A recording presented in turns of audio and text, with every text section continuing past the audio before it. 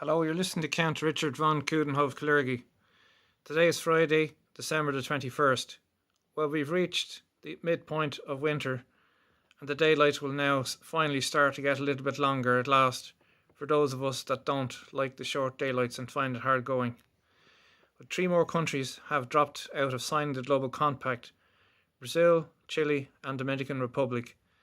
Since last Monday week, I have been checking the Irish Times every day, both the articles and the letters page, and in those 11 editions, not one mention of the Global Compact, other than in Wednesday's edition, which mentioned the collapse of the Belgian government over the Prime Minister signing the Global Compact. Anyone would think that this is something that the governments don't want the public to know about. I emailed two letters to the Irish Times, neither of which got published, and I emailed Simon Coveney on Thursday after the story of the two Scandinavian backpackers trekking in the Atlas Mountains near Marrakesh were murdered. To think that in less than 1 week after the Irish government signed this document, two young blonde-haired women, one from Denmark and the other from Norway, were murdered in Morocco by beheading, one of which was filmed and put up online. And this is what the Irish government wants to bring more of into.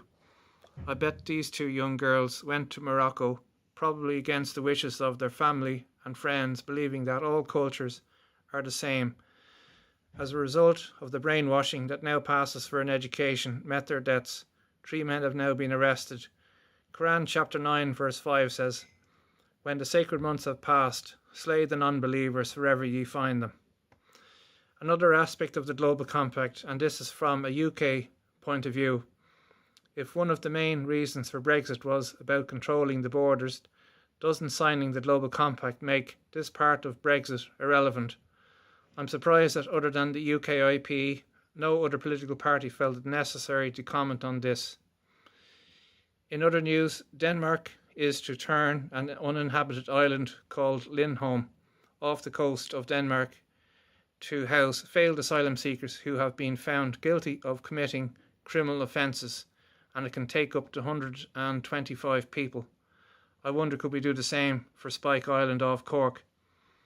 Also in Denmark, the Danish Minister for Migration has withdrawn up to 1,000 residence permits, citing that some parts of Somalia are safe, saying that if you are no longer in need of our protection, you must, of course, return home to rebuild your homeland.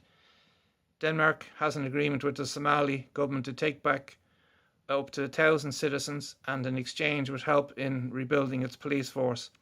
Somalis are offered €40,000 per adult and €4,200 per child to return.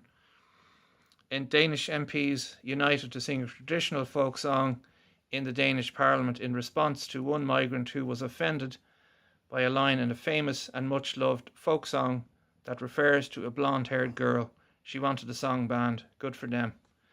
And in Belgium, a 20-year-old Syrian refugee has been charged with terrorist offences for testing a bomb in his back garden. He was being monitored after an FBI warning, and his defence team said that he was a peaceful refugee and that the explosives were being used for fishing. Must be some pretty big fish in Syria. Prosecutors are demanding a 5-year jail term. In the UK, in Birmingham court, Kasim Kuram has pleaded guilty of breaking into a funeral parlour and penetrating the corpse of a dead person after lifting the lid of several coffins. In domestic matters, Shannonside News announced that 111 asylum seekers are to be housed in the city's only hotel in Ballahadreen. In the town's only hotel in Ballahadreen.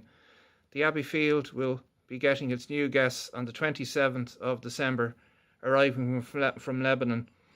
They will be kept there until suitable housing can be found. I noticed that the shop featured in last year's primetime programme on Ballahadreen and asylum seekers is to close.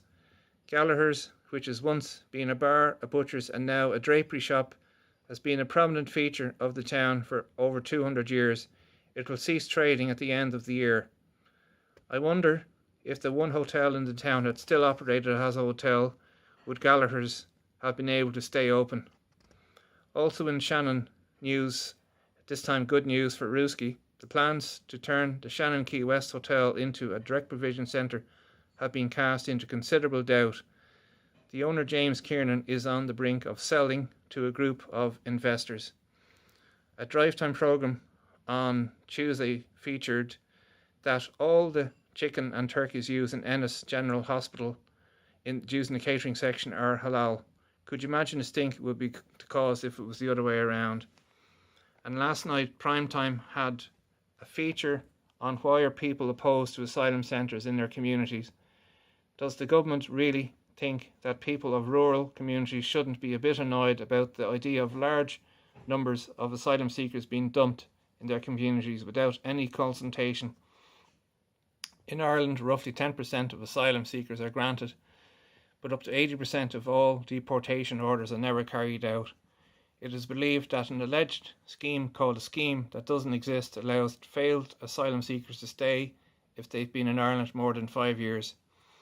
It is interesting to note that Sinister Minister for Integration and Immigration David Stanton said that part of the contract signed by hotels must include the setting up of friends of the centre within the community to assist in making the direct provision contract work. At the public meeting in Wicklow, one of the panel mentioned that this being mandatory and that the owner might find it difficult to set up friends of the centre as he had no friends left in the town. With friends like this, who needs enemies? Well, last Sunday evening I actually appeared on a live feed with the Don and critiqued. I was very grateful to be asked on, and it was nice to chat with them. I think they do an excellent job, and I might, if they ask, I'd be very happy to appear in it again.